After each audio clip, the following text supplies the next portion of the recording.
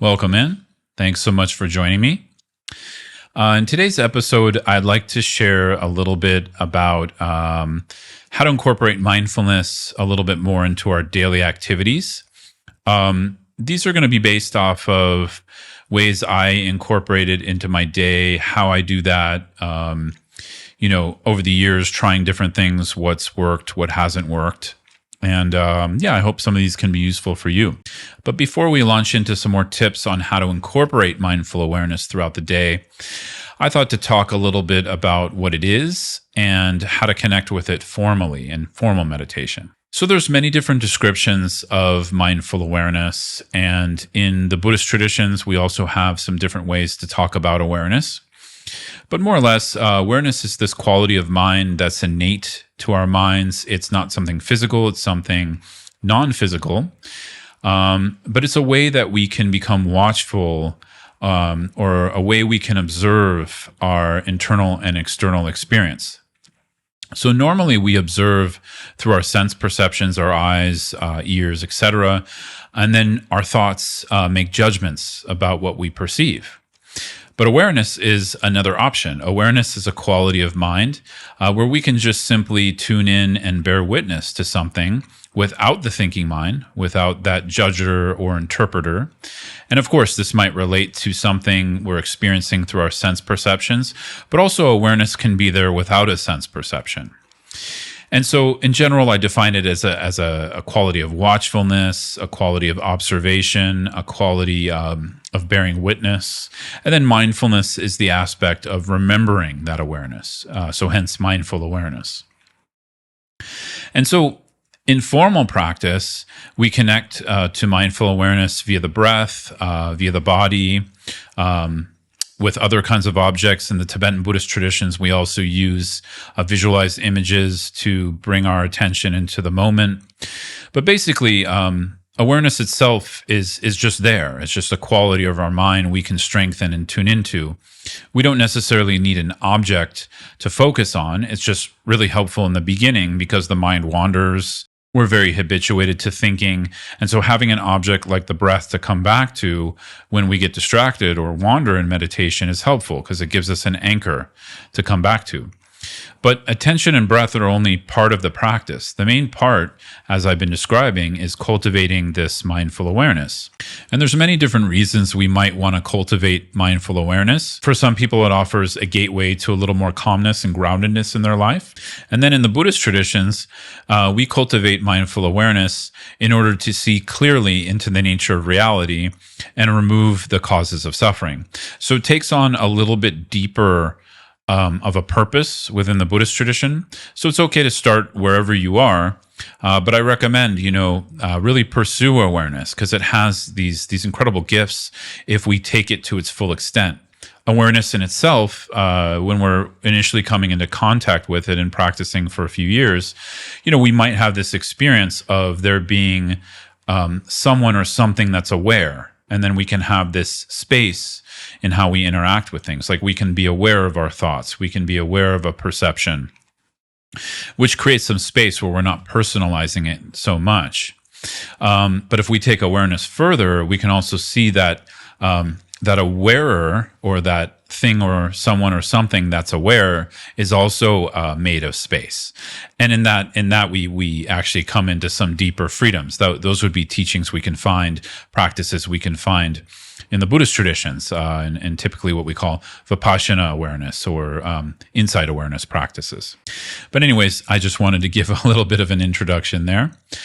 And so based on our formal practice, where we might be cultivating awareness, strengthening it, first we have to recognize it, right? That can take some time in formal meditation. But at some point, we might want to engage in bringing it into our day. And some of us get very attached or very used to a certain state that we experience in formal meditation. And, initially there's nothing wrong with that. But if we cling to that state, if we think that unless we're in that state, we're not meditating, it can become actually its own distraction. It can become a sidetrack. And so at some point, it's very useful to just understand that awareness is just this quality, to experience awareness as this quality of the mind that can be watchful, as I've been describing earlier. And then we can bring that into our day as much as possible. Often I find the biggest obstacle to bringing mindful awareness into my day is just to remember to do it, to remember to kind of drop back or look back, as opposed to be engaged and personalizing and hyper focusing on, whatever task I'm doing or conversation or work. And so often reminders are really helpful. So that's the first thing I wanted to share. Well, actually, before that, I wanted to share that intention really matters. So in the beginning of our day, when we do our formal meditation, we then set an intention of care, love, and altruism for ourselves and others, that we're doing this because we care. We want to grow mindful awareness so we can become more helpful to ourselves and others, more kind, more compassionate, add to the benefit of the world, not, pull it down. So intention matters. And also intention matters for integrating it throughout the day, because what we want to do is cultivate an intention to remember awareness. So either at the end of our formal meditation session or when we wake up in the morning, we can form this intention. Out of care for myself and others, I want to remember mindful awareness as many times as I can throughout the day. So just like anything, when we set an intention like that, it's more likely to happen because we're going to remember it. So that's the first tip I wanted to give. Set an intention, right? Set an intention of, I want to click into, cultivate, remember mindful awareness throughout the day. The next is short sessions. So we have our formal meditation in the morning for those of you who practice daily. And aside from that, we also might want to set up short sessions throughout the day. And what this means is that we might have like a longer practice, 20 or 30 minutes in the morning, whatever it is. And then we might want to set up little 1 minute, 2 minute mini sessions throughout the day. And I like to use transition periods here. So when I'm moving from like one meeting to another and I have a little gap, or one task to another, or one room to another, I might do a little mini session of 30 seconds or a minute, right? Just clicking into awareness, whether it be using the body and breath as an object or an anchor to bring me into the moment, or just awareness without an anchor, awareness itself, just watchfulness with everything open and able to move. And so I might do that throughout the day. So that's one thing we can do, is just sort of set up these short sessions. Another is, I already mentioned it, but just using these transitional periods throughout the day to just click into awareness briefly. So it doesn't have to be even a mini session where you close your eyes and all that. You can continue to move, but in that transition, you set it up as a way to remember awareness, essentially. So this really works well. Like I used to do this when I was living in New York, and so I'd be commuting from Brooklyn into the city, and I would set up these points, like when I got to, the bike that I was riding to the subway, then off the bike, and then, waiting at the subway platform, then on the subway, and getting to my destination, etc. And these would all be moments I would drop into the body or drop into awareness. And I had no, in a way, it's really helpful because I had no expectation that, I need to like be super strict and like preserve this awareness. It was sort of just like ringing a bell. When we ring a bell, the sound continues, and we don't stop the bell. We just let the sound continue for as long as it's going to continue. And sometimes it could be short, sometimes it could be long, and it's fine. So in one way, we respect mindful awareness because we're doing it. We're putting energy into it. We're, we see the value of it and we want to cultivate it. But in another way, we're treating it kind of as not a big deal, which after we get some traction in a formal meditation practice over some time, some months or years, and we find we can click into awareness, I think at some point we need to integrate it and kind of think of it in this way of, yes, it is very precious. It is very profound. It's a profound quality of our mind, and yet it's our mind and we take it everywhere with us.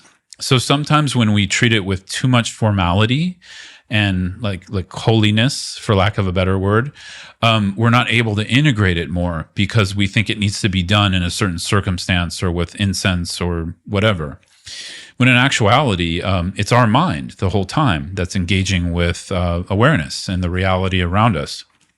So in that way, it opens it up, right? And we can still have our formal session where we have some ritual, or there's some how do you say it, environment to it. And then we do it in places that are super loud and super disgusting, like when the street's dirty, where there's a lot of garbage, in places that are appealing to us, and places that are not appealing. And so I recommend that, because it really makes this flexibility in the mind where we're also noticing within awareness all kinds of things arising. So when we're in a place that's appealing, usually attachment arises. When we're in a place that is not appealing, like, a dirty street with a bunch of garbage on it, there's kind of this like, ew, I want to get away from this. There's an aversion that arises. So within awareness, all kinds of things can arise: perceptions, sounds, thoughts, emotions, beliefs. And within awareness, that's one of the beauties of it, is awareness itself has no belief. Awareness itself has no, idea of right and wrong necessarily, of good and bad. It's just there and perceptive. And I would say awareness itself, there is a natural compassion that can arise out of awareness. So it's not like a nihilistic thing. But at the same time, when I say, it doesn't have this judgment of good or bad, it just sees what our mind is projecting. And that's so useful. It's so useful, because when we're out and about, that's typically when our strong judgments arise. And then we can realize, and question. So in Buddhist meditation, this is how we use it, because we start to see how much our mind is projecting. How much we're projecting out of our afflictive emotion of clinging, how much we're projecting out of our afflictive emotion of anger. And the more we see, the more we become free. This is just like it's like a formula I see over and over again. The more we see clearly how something is existing, the more opportunity it offers us to open up space and freedom within and from that. So, going a little in a different direction, but I hope that's helpful, just to see like the why. There's many reasons. I mean, of course, for someone new to meditation, just clicking into awareness throughout the day, or embodied awareness, dropping into the feet or something like that, which is, I've taught before here, I've shared before. This can be helpful just to sort of regulate, connect to a sense of groundedness, in a work situation, or when we're running around and we can get really anxious or activated. That's fine for a newer meditator, or a meditator who just wants to work with that. But for people who really want to connect with a sense of deeper freedom and peace, then we have to look at the mind in its projections, see the projections as I was describing, and see through them, essentially. And that'll happen naturally. It's not something we have to necessarily infer, but it is something we have to put into motion. So these short moments, either when we're sitting or standing, or in a transition period, can be really, really helpful, either for dropping into the body with awareness, or just becoming aware of how the mind is and allowing some clear seeing there, so we can find a little bit more freedom. So I hope some of this can be helpful to you in your own practice and moving forward with cultivating awareness throughout the day. If there's certain things that you use to remember awareness throughout the day, let me know. I'd love to hear from you in the comments. If you're watching on YouTube, if you're listening on Spotify and iTunes, drop me a line. You can visit me at scotttusa.com. Reach out to me there. Let me know, what's landing for you, if some of this is helpful, as well as other things you work with. I always like to hear feedback from people. So thanks so much. Wishing you all the best in your practice.